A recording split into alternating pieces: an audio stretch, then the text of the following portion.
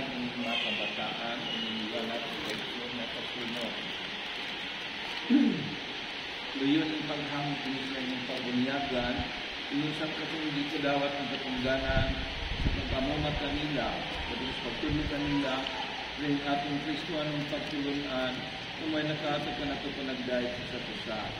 Una sa tanan, katungganan ay sa mga pinikanan, apan kamo sa punta karon nga mga manimaninay, inyong kang tabangan ang mga ginikanan mga bata diyan sa pag-umol kanila. Ang ginunaakan ninyo, ang pagbasa sa Santos na Ebanghelyo, sumalang isang Marcos.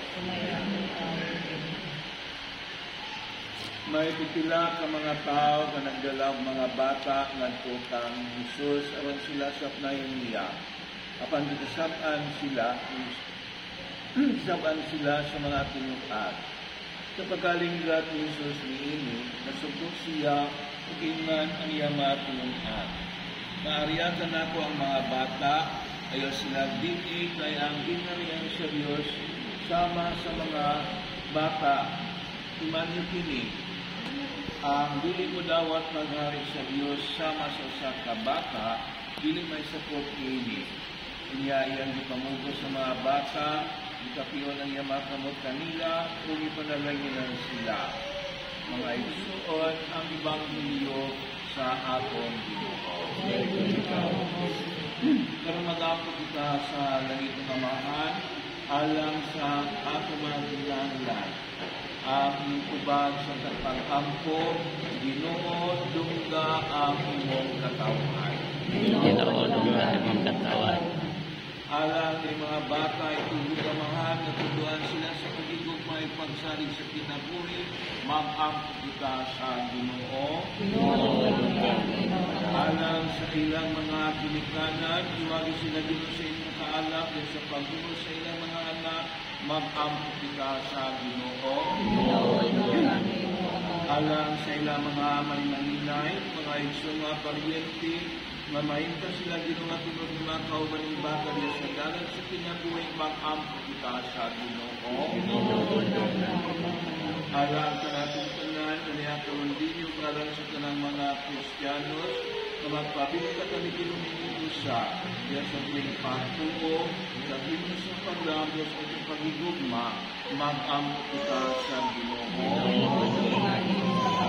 Kita kamo diya sa gawang sa ato kabinulos na buhay gani, hampod sa Ginoo.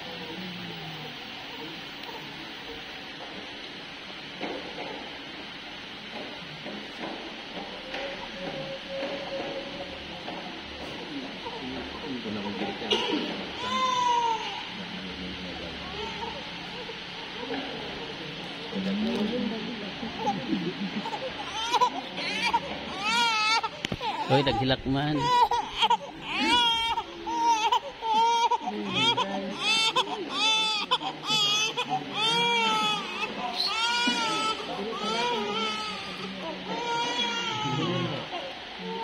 Kering-kering na po.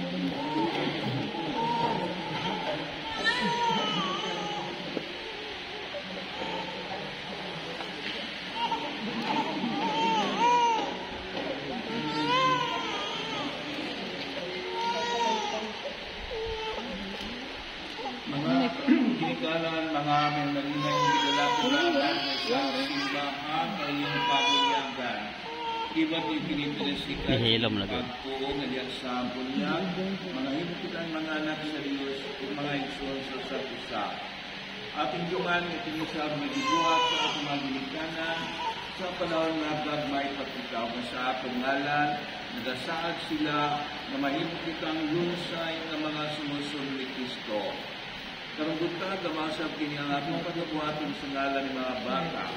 Manginahal kita ang iligkadagpo nila, mangako sila ng mga responsibilidad sa pagkasumusunod ni Kristo. Atong gamiton kini gayot, ang itong bagpuhod, atong bawing panaad sa bunyag. Mga panakumangutana kaninyo, Nagtuwa ka mo sa Diyos Amahan, makagaw sa kanan, magbubuhat sa langit sa yuta. Totoo. Nagatuwa ka mo kay Iso Kristo yang bugtungan atong Ginoo. Nagilat ni Maria nga Birhen, ilagsan sa krus, namatay gilubong, nabalagikan sa mga minatay na nagalingkod sa tuo sa Amahan. Nagatuwa ka mo sa Espiritu Santo, sa Santos sa Katoliko nga simbahan, sa panagiusan sa mga santos, sa pagpasay ng mga sala, sa kabanang lawas, Nihilog siya, no? Hiligan ba? mga pinatong pagto, mga pinangpagto sa simbahan, mapasigargon kita sa pagpadayag ni Iso Kristo, maapong Pino. Amen.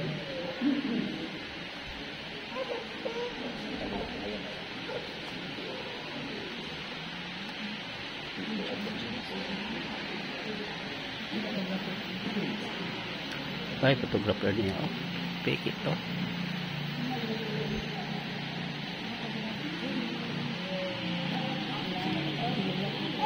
Singalan. Balista. Ano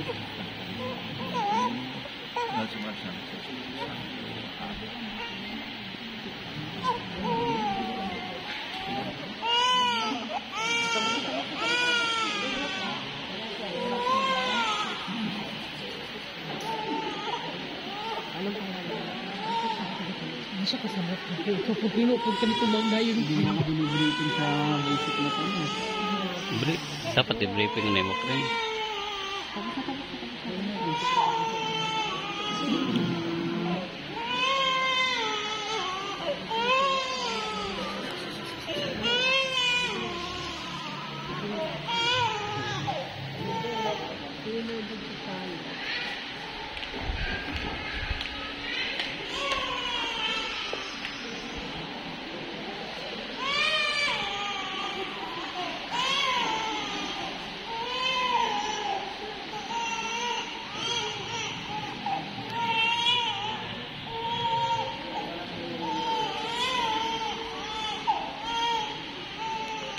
Ang Diyos Amahan, ang Iso Kristo, naghatag ang patong patatao, sinabing sa pagkakas sa Gulia, nagdala pinipinot sa iyang inilispahan.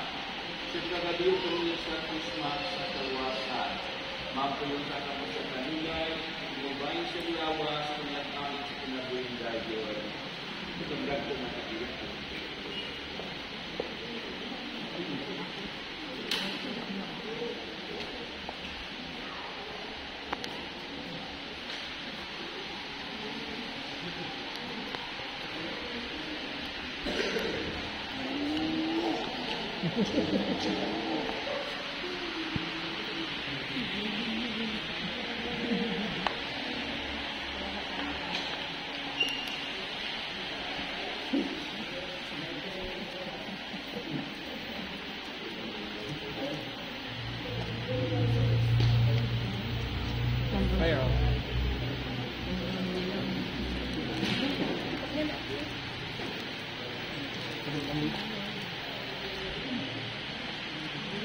Dawatan niyong kahayag ni Kristo nga nabanhaw, kining kahayag sa pagtugitugyan kaninyong mga pingan na magsiga kanunay. Ang mga napihayagan na ni Kristo, kining mga bata na ngayon mo sa mga anak sa Diyos, sa kanato, o kung usarang atong amahan managsun nila sa usar ko siya. Huwag ka na to ang kanang mga baba, kinakabayan sa kong katulimbang o pamilya, o magkilos ka ng mga tao, at kita mga Kristiyanos, itawag na banay sa Diyos.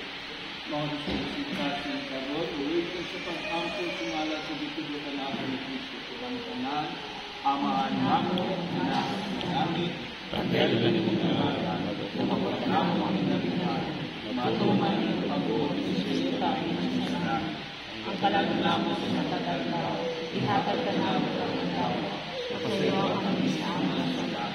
Hindi mo pagkakas sa mga tao, kung hindi mo kami ibig sa kanila, iwaso ka kami sa kalautan. Bangin mo na kaninyo, nagalit ako sa Diyos na matagam sa tanan, Amahan, Anak, o Espiritu Santo. Amen. Congratulations. Congrats.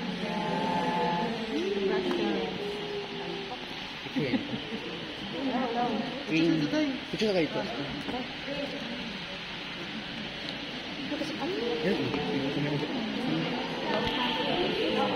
Kamu sa dahil ito. Dito na tayo kay aron-aron mao nagtikso aron mga lakad. Kamu duha kring. Kring, kamu duha kring. Abi na kanila di.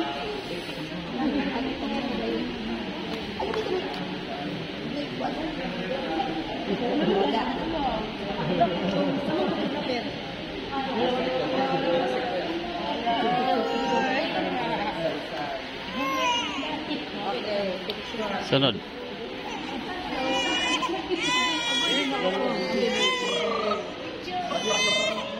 Oh, ninang.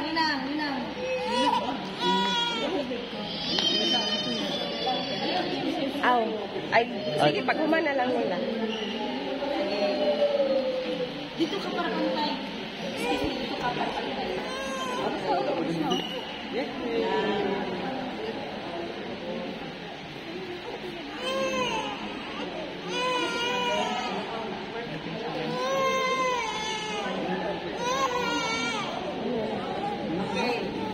Wala pa na kuan. Ilisan pag-lens. Alay sa kuya to. Yung baby ko, ginawa pa discolored. Ano naman, Ah, Ayun na. Bye. Smile.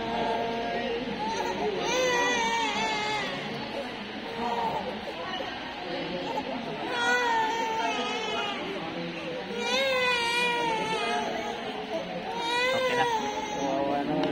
nagkakalate.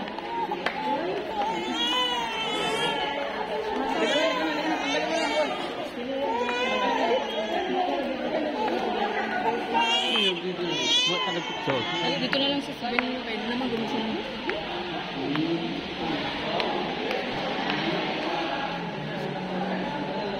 Tara. Hindi na lang mo sa ano. Asa mo sakay? Sa Navicar Kring. Kring Navicar. Maaman mo sa kay ma. Navicar. Ila kaya chat na lang ni. Oh. Pay ako Dios plan. That's mine. Sakay na lang ba? Wala ni ulan.